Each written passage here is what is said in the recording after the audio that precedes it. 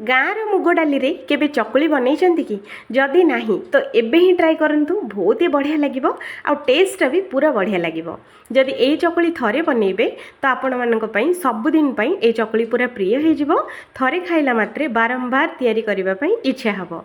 तो hello friends, basmati kitchen रे आपण मानक समस्त को बहुत बहुत स्वागत।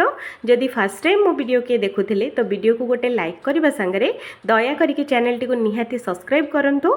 आमर एमिति वीडियो अपलोड ହେଲା ମାତ୍ରେ ସବୁଠୁ ପ୍ରଥମେ ଦେଖିବା ପାଇଁ ହେଲେ ଭିଡ଼ିଓକୁ ଗୋଟେ ଲାଇକ୍ ଆଉ ଚ୍ୟାନେଲକୁ ସବସ୍କ୍ରାଇବ୍ କରିବା ଭୁଲିବେନି। ତ ଚାଲନ୍ତୁ ଆଜିର ଯେଉଁ ମୁଗ ଡାଲି ଚକୁଳି ଆମେ କେମିତି ବନେଇବା ଦେଖିନେବା। ତ ମୁଁ ଏଇଠି ନେଇଯାଇଛି ଫ୍ରେଣ୍ଡସ୍ ଗୋଟେ କପ୍ ଏଇଠି ଗାଁର ମୁଗ ଡାଲି। ତ ଦେଖିଲେ ହିଁ ଆପଣମାନେ ଜାଣିପାରୁଥିବେ। ତ ଏଇଠି ମୁଁ ଗୋଟେ କପ୍ ଡାଲି ନେଇଛି ଆଉ ଏଇଟାକୁ ପାଣି ଦେଇକି 2 ରୁ 3 ଥର ବଢ଼ିଆ ସାକୁ ଧୋଇ ନେବା।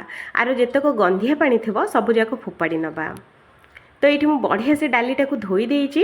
तो ये आम गोटे कप मुग डाली ये मुझे दूसरी 2 कप अरुआ चाउल, उषुना चाउल देवेनि अरुआ चाउल ही देवे। तो ये मुझे 2 कप अरुआ चाउल नहीं जाइछि। तो देखो फ्रेंड्स, तो ये मुझे नौची गोटे कप बिरी डाली। तो ये अधा चामच दूसरी मु मेथी दाना पानी देकी आउ थे 2 ରୁ 3 थर बढ़िया सा धोई नवा। तो देखो फ्रेंड्स, मु बढ़िया से धोई सारी। तो ये सब जाक बुड़ीला पर्यंत पानी ये देदेबा घोड़े कि 5 ରୁ 6 घंटा भिजिया छाड़देवा। 5 ରୁ 6 घंटा पर देखंतु आमर डाली चाउल बिरी सबुजाक बढ़िया से भिजी जाइए। गोटे ग्राइंडर जारटे नवा आ ग्राइंडर जारटा को प्रथमे धोईकी नेबे।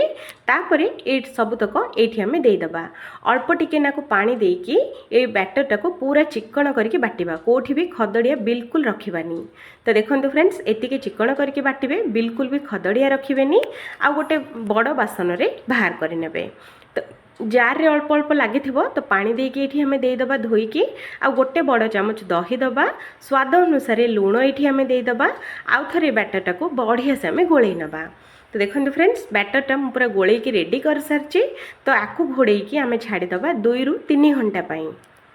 तो 2 ରୁ 3 घंटा पर देखो फ्रेंड्स, मु बैटरटा आपण मानकु देखौची।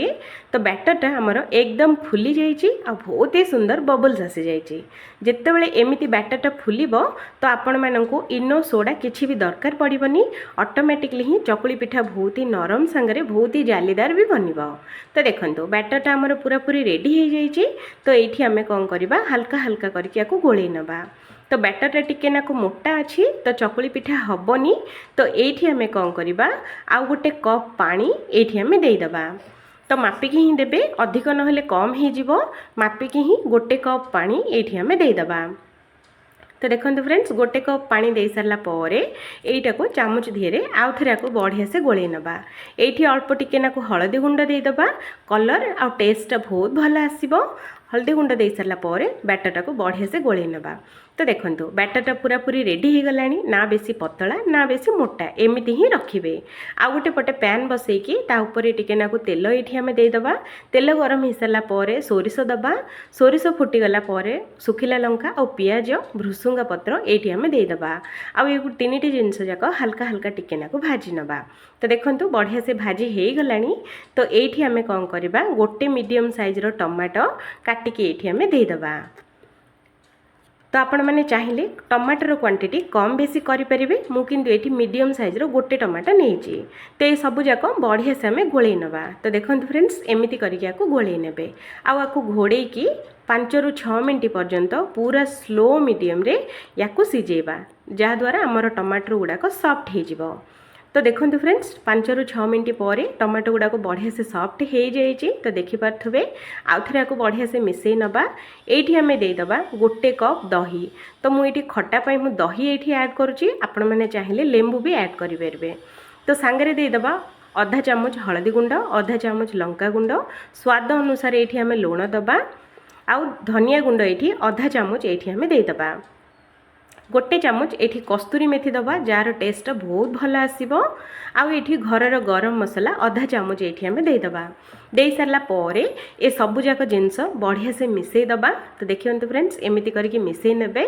आउ आपको 5 ରୁ 6 मिनट पर्यंत आउ थे घोड़े की स्लो मीडियम रे सिझेबा। 5 ରୁ 6 मिनट पर देखो बहुत ही बढ़िया से कषि हो जाइए। तो ये 2 ଚାମଚ बेसन ये आम देदेबा।